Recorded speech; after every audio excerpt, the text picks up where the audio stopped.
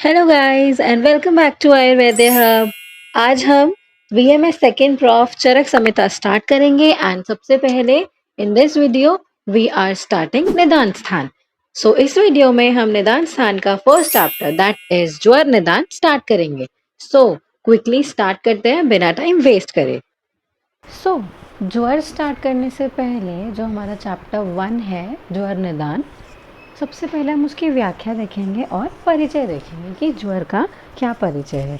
ठीक है, तो ज्वर की व्याख्या सर्वप्रथम क्यों करी गई है, क्योंकि ये सभी रोगों में प्रधान माना गया है। ठीक है, और ज्वरग्रस्त प्राणियों में गुल्म की उत्पत्ति होने की भी आशंका होती है। गुल्म में एक डिजीज़ है जो हम आने वाले लेक्चर्स में पढ़ेंगे, बट अभी हम ज्वर पढ़ रहे हैं। इसकी बस एक आपको लाइन मिलेगी आप जब आप अपनी बुक रीड करोगे कि ज्वरग्रस्त प्राणियों में गुल्म की उत्पत्ति होने की भी आशंका रहती है। इसकी व्याख्या सर्वप्रथम इसीलिए करी गई है क्योंकि ये सभी रोगों में प्रधान माना गया है कि सबसे पहले ज्वर की उत्पत्ति ही होती है। ओके, अब परिचय, ज्वर का क्या परिचय है कि मतलब ज्वर की उत्पत्ति कैसे हुई। सबसे पहले सर्वप्रथम उत्पत्ति, ज्वर की उत्पत्ति शिवजी के क्रोध से हुई है, मतलब रुद्र कोप से ज्वर की उत्पत्ति हुई है। संताप की उत्पत्ति होती है, मतलब इसका लक्षण है, मतलब ताप की उत्पत्ति होगी शरीर में और इंद्रियों में। ज्वर के कारण व्यक्ति को थकावट का महसूस होगी, क्लम महसूस होगा। क्लम क्या होता है? अनायास कृतः श्रम, मतलब जो आयास ना करा हुआ श्रम है, ऐसा कुछ काम नहीं किया फिर भी थकान, इंद्रियों में थकान लगना। बल, वर्ण, संज्ञा, बुद्धि, उत्साह आदि इन सभी का नाश होना। कष्टदायी उपद्रवों का उत्पन्न होना, इसके साथ कष्टदायी उपद्रव भी उत्पन्न होते हैं। सभी रोगों में प्रधान माना गया है ज्वर को, और सभी प्राणी ज्वर के साथ ही उत्पन्न होते हैं और उसी के साथ समाप्त होते हैं। ये ज्वर का परिचय दिया गया है हमारी चरक संहिता में। इसके पश्चात, ज्वर के परिचय के पश्चात हम देखेंगे ज्वर के क्या क्या भेद हैं। अब हमारी बुक के अंदर भी इसी प्रकार से ज्वर प्रकरण स्टार्ट किया गया है कि ज्वर के सबसे पहले हमें भेद बताए गए हैं। तो हम ज्वर के भेद देखते हैं। ज्वर के भेद हैं एक दोषज भेद, द्विदोषज और सन्निपातज करके। ठीक है, तो सबसे पहले एक दोषज में हमारे 3 टाइप्स हो गए, वात, पित्त एंड कफ। वातज ज्वर, पित्तज ज्वर और कफज ज्वर। द्वंद्वज में वात पित्त ज्वर, वात कफ ज्वर और पित्त कफ ज्वर। ठीक है, एंड सन्निपातज में वात पित्त कफ ज्वर, वातज पित्तज कफज ज्वर और आगंतुक ज्वर। ठीक है, ये हमारे ज्वर के 8 भेद हो गए। इन्हीं भेदों का श्लोक भी है, दैट इज अथ खलवष्टाभ्य कारणेभ्यो ज्वरः संजायते मनुष्याणाम। अर्थात मनुष्य के शरीर में, मतलब मनुष्य के शरीर में 8 कारणों से ज्वर होता है, मतलब ये 8 कारण हैं जिनकी वजह से 8 टाइप का ज्वर होता है। ठीक है, वो क्या क्या है? वातात, पित्तात, कफात, मतलब वातज ज्वर, पित्तज ज्वर, कफज ज्वर। वात पित्ताभ्याम, वात कफाभ्याम, पित्त कफाभ्याम, दैट इज वात पित्त ज्वर, वात कफ ज्वर और पित्त कफ ज्वर। ये कौन से हो गए? हमारे द्वंद्वज। ठीक है, ये हो गए द्वंद्वज और ये हो गए हमारे एक दोषज। वात पित्त कफेभ्या, मतलब वातज पित्तज कफज ज्वर, मतलब तीनों को साथ में, जिसको हम सन्निपातज ज्वर भी कहते हैं। ठीक है, और आगंतोर अष्टमात् कारणात्, मतलब ये 8 कारण हैं जिनकी वजह से मनुष्य के शरीर में ज्वर उत्पन्न होता है। आगंतुक मतलब जो बाहरी कारण होते हैं उससे ज्वर उत्पत्ति। अब ज्वर का निदान देखते हैं कि ज्वर किस प्रकार उत्पन्न होता है, कौन कौन से वो कारण हैं, कौन से वो हेतु हैं जिनसे ज्वर की उत्पत्ति होती है। ठीक है, सबसे पहले आहारज निदान देखेंगे। अब बुक के अंदर वातज, पित्तज, कफज अलग अलग करके निदान और संप्राप्ति बताई गई है, हम उसी टाइप से पढ़ेंगे। वैसे ऑलमोस्ट सबकी संप्राप्ति सेम है, बस कुछ कुछ पार्ट चेंज होगा उसमें, बट हम बुक के अकॉर्डिंग ही पढ़ेंगे, हम संहिता के अकॉर्डिंग ही पढ़ेंगे, इसीलिए अलग अलग करके भी मैंने उनको क्लासीफाई किया है। ठीक है, सबसे पहले वातज ज्वर का निदान देखेंगे। आहारज निदान और विहारज निदान 2 कैटेगरीज में डिवाइड करके, so that learning work easy हो जाए। ठीक है, आहार में रूक्ष, लघु और शीत भोजन। ठीक है, मतलब कि जो वात की कैरेक्टरिस्टिक्स होती है ना, अगर हम उनका ही अत्यधिक सेवन करेंगे तो वो आहारज निदान हो जाएंगे वातज ज्वर के लिए।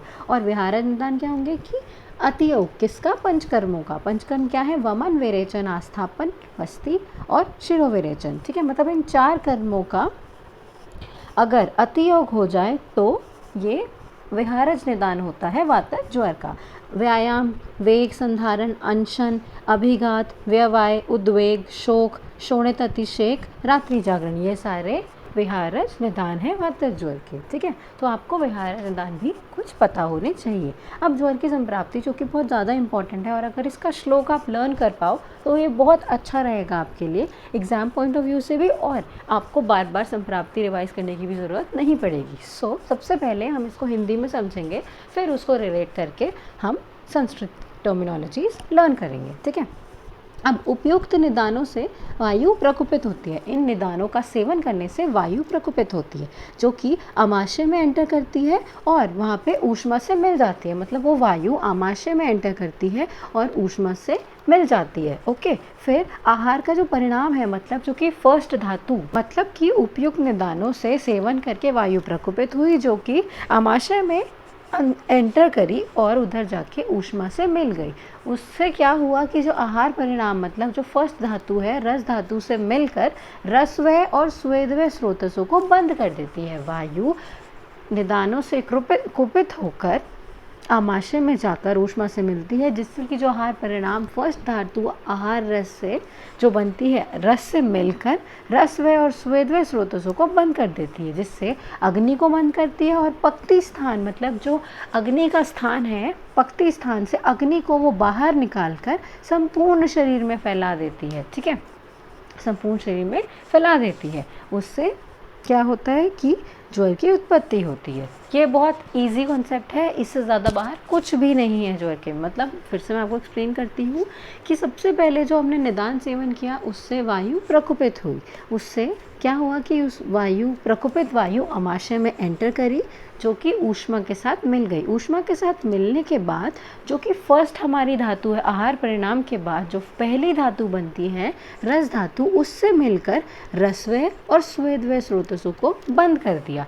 ठीक है, वायु के द्वारा वो बंद हो गए। फिर उसने क्या किया कि अग्नि को बंद किया और पक्ति स्थान से अग्नि को बाहर निकालकर संपूर्ण शरीर में फैला दिया। अब संपूर्ण शरीर में फैलेगी अग्नि तो ताप बढ़ेगा, क्योंकि स्वेदवय स्रोतस तो हमारे बंद हो गए हैं, तो संपूर्ण शरीर में फैलेगा, हमारा ताप बढ़ेगा और उससे ज्वर की उत्पत्ति होती है। स यदा प्रकुपिता, मतलब कि इन निदानों से वायु प्रकुपित हुई, प्रविश्य आमाशय ऊष्मणा सह मिश्रीभूयात्, मतलब कि आमाशय में एंटर करके वो ऊष्मा से मिल गई। आहार परिणाम धातु रसम नामम अन्ववेत्य, मतलब कि आहार परिणाम की जो पहली धातु है रस धातु, उससे मिलकर रस स्वेद वाहानी स्रोतांसी पिधाय, मतलब कि रस और स्वेदवय स्रोतसों को बंद किया। पिधाय is a important term here, आपको ये पता, मतलब ये आपको एटलीस्ट लर्न होना चाहिए। ठीक है ना, रस्वेद वाहानी स्रोतांसी अग्निम उपहत्य पक्ति स्थानाद ऊष्माणम बहिर्निरस्य, मतलब कि अग्नि को मंद किया, अग्निम उपहत्य, ठीक है, अग्नि को मंद किया, पक्ति स्थान से ऊष्मा को बाहर निकाला। अग्नि को मंद किया, अग्निम उपहत्य, और पक्ति स्थानाद ऊष्माणम बहिर्निरस्य, मतलब कि अग्नि को मंद करके पक्ति स्थान से ऊष्मा को बाहर निकाला।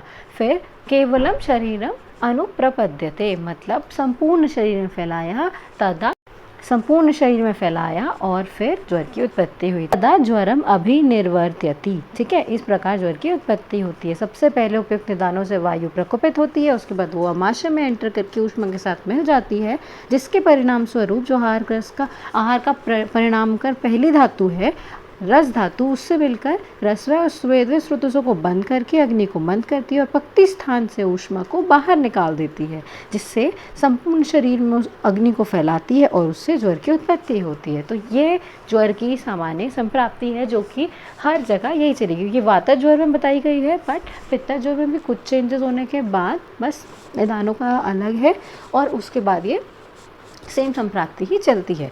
तो इसके बाद हम जानते हैं लक्षणों पे कि वातज ज्वर के क्या क्या लक्षण हैं।